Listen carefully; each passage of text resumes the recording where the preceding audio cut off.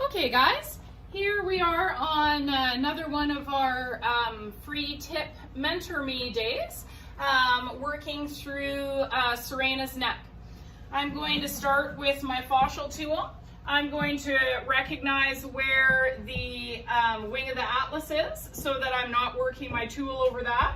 And I'm going to take my fingers and I'm going to land over the top of the vertebrae so I know where they are, so I'm not bumping into the articular or transverse processes of those cervical vertebrae.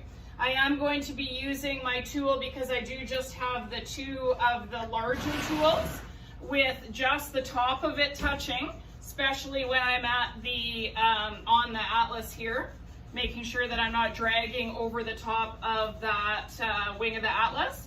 I'm going to flatten it a little bit here as I get onto the neck with a bit more surface area that I can work on, but I am going to be quite careful not to get down and bump over the top of those articular or transverse processes.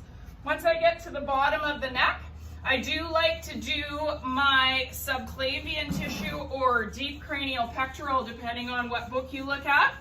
I do like to do him on the front of that scapula. And then I take my tool and I turn it so that I'm only on the underside of the vertebrae, and I'm only using two of these small fingers. And I'm going to do the underside of the vertebrae all the way up that jugular groove. You can also very lightly do your sternocephalic or your sternal-mastoid tissue there on the very underside. Then my larger tool, again, I'm just using one of my little hands, little finger pad guys. When I'm on the atlas, I'll turn it a little bit flatter and work my way down that entire neck. Again, staying above the line of those cervical vertebrae. Then I'm going to get onto that subclavian tissue or deep cranial pectoral, and I'm going to turn my fingers. And this one I only do here at the bottom because I do find the fingers are too large for me to stay organized to be able to get up any higher, and I don't want to be bumping on top of the vertebrae. Starting at the head and working down towards the heart, I'm going to start on the top of my atlas, trying my best. Sometimes, depending on the way the halter sits, I'll drag that back, but I'm going to try my best to start right behind the nuchal crest of the skull and do my compression strokes on that cranial surface of C1, working my way onto the top of C2 as well. And I do those top regions, getting that rectus, capitis, dorsalis, major at minor. I'm also getting the fascial attachment for that rhomboid starting. Then I'm going to turn my tool, and I usually change my hands, and I'm going to get that caudal head obliques, okay, on the lateral surface of C1 and C2. Yeah. Yes, I see you. Okay, making sure that I'm cognizant of where that cervical vertebrae articular process is, those little bumps that you feel as you go along, so that I'm not bumping in, especially when you're using a tool. And then I'm going to work from the top of the neck personally and work my way down. So I'm going to stay right at the nuchal crest here, staying on that rhomboid tissue with my compression strokes. I'm just going to move my stool down so that my back isn't getting torqued. I think that's a really important thing with body workers too, to ensure that you're using your body and not just your arms to be able to work, and making sure that you're staying square and balanced towards the horse. Once that rhomboid tissue gets a little bit fatter here, I am going to be able to fan out slightly from that nuchal crest, staying on that same tissue. And then for me personally, because of the way that the rhomboid tissue meets that sausage-like subclavian muscle, I personally go from that rhomboid down subclavian.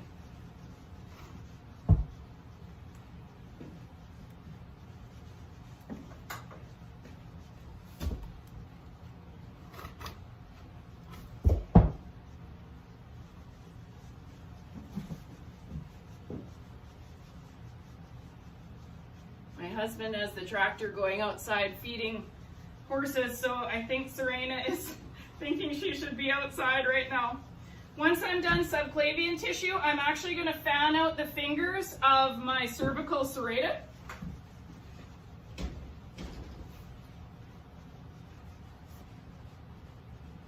Making sure that I'm staying in that fiber direction and I'm not bumping over top of the cervical vertebrae. So I give each one of those fingers a couple passes, seeing what I can see in there. And then personally, I start down then from the level of C2, because I've already done my caudal head obliques on my semispinalis capitis, or some books you're going to see that at the complexus tissue. Okay, and I'm going to work segmentally down the neck then, staying in the fiber style of that semispinalis capitis tissue, all the way down till I feel where that finger is coming in for my serratus. Then I personally do this line of my longissimus capitis, because I often find, I work on a lot of jumpers and dressage guys, that this needs a little extra love. And then once I'm done that, I actually drop down off my stool, reach up. Can you still see if I'm here? No, not really.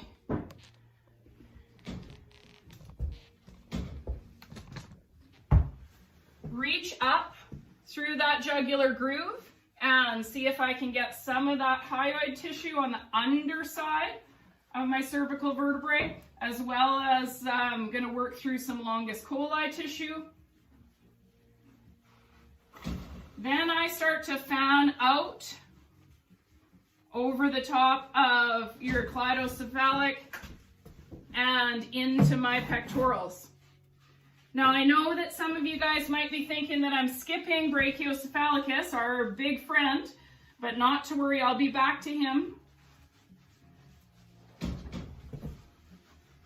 Get nice and low so my back can stay straight, and I work through those pectorals. All right, once I've done that, then I actually hop back up on my stool. You guys gonna be able to see if I do this? Yeah, I actually hop back on my stool. I wrap my fingers underneath wing of the atlas, and I start some digital fingertip, well, digital I guess and fingertip are the same thing, compressions. And I actually peel that brachiocephalicus up and off, and do a bit of a squeeze type motion on the musculature itself. If I feel anything stuck, like I start to do on this horse, as I come down, I'm really feeling it stuck all through here, then I'll turn and I will find the space in between those cervical vertebrae, and I'll get some digital compressions going. I also like to do a little bit of cross fiber work in between those cervical vertebrae. I find that can be really, really beneficial.